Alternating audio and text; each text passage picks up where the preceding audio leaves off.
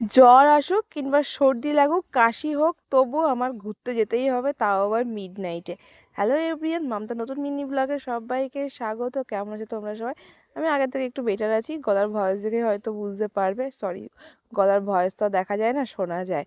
তো গলার ভয়েস আগে থেকে একটু বেটার আছে। তো আমি রেডি হয়ে গেছি, যেমন তেমনভাবে রেডি হয়েছি। দেখতে পাচ্ছ শ্যাম্পু ট্যাম্পু করা নেই, চুলের অবস্থা কি খারাপ।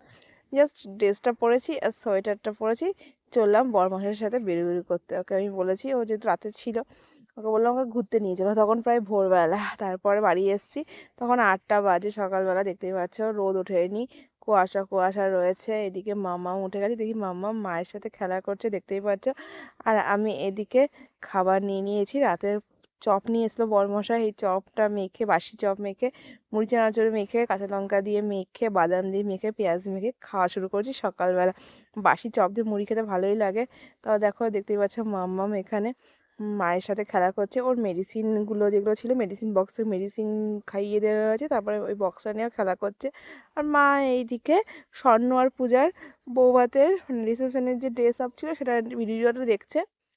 আমি বললাম ভিডিওটা আমার দেখা হয়ে গেছে সকালবেলা, যেহেতু মানে এখন এত ভাইরাল একটা ওয়েডিং সিজন চলছে, আর তার মধ্যে ভাইরাল কাপলদের বিয়ে।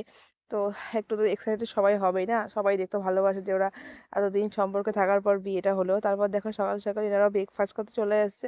আমার দুই শালিক, দেখতেই পাচ্ছ, বিস্কিট দিয়েছি, খেয়েছে। আমার বাড়িতে বিড়াল আছে, ডগি আছে, শালিক পাখি আছে। তারপর সকালে মুড়ি চানাচুর খাওয়ার পরে মা আজকে ফেনা ভাত করে, দেখতেই পাচ্ছ।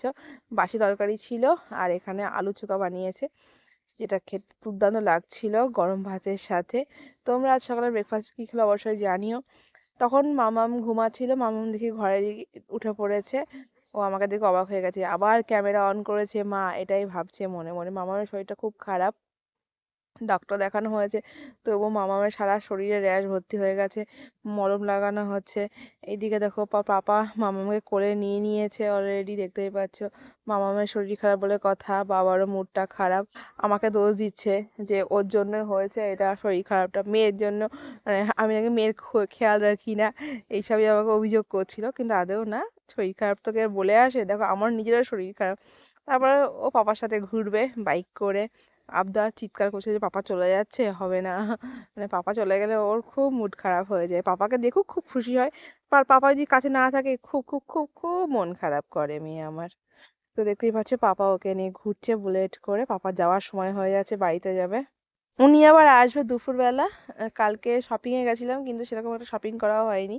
আজকে আবার যাব শপিং করতে, কারণ কালকে ড্রেস অর্ডার দিয়েছিলাম সেটা পাইনি।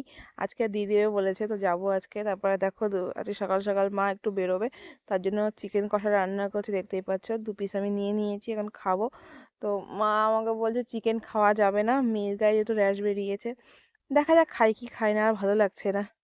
আমার মন চাইছে খেতে, কারণ আমার মুখে একটু স্বাদ নেই, আর এই লাল লাল ঝাল ঝাল চিকেন থেকে কার না খেতে ইচ্ছা করে বলো। কিন্তু মা বলছে যে এখন নাকি খাওয়া যাবে না, তো চলো আমাকে সিদ্ধই খেতে হবে আবার। সারা শরীরে মামামের লাল লাল র্যাশ বেরিয়ে গেছে, যেটা খুব খুব খুব দেখে আমারও কষ্ট হচ্ছে। মেয়েরও শরীর খারাপ, সর্দি জ্বর কাশি এদিকে সব বেরিয়েছে। তো ভিডিওর এন্ডে এসেছে, ভিডিও ভালো লাগে অবশ্যই লাইক কমেন্টস করো।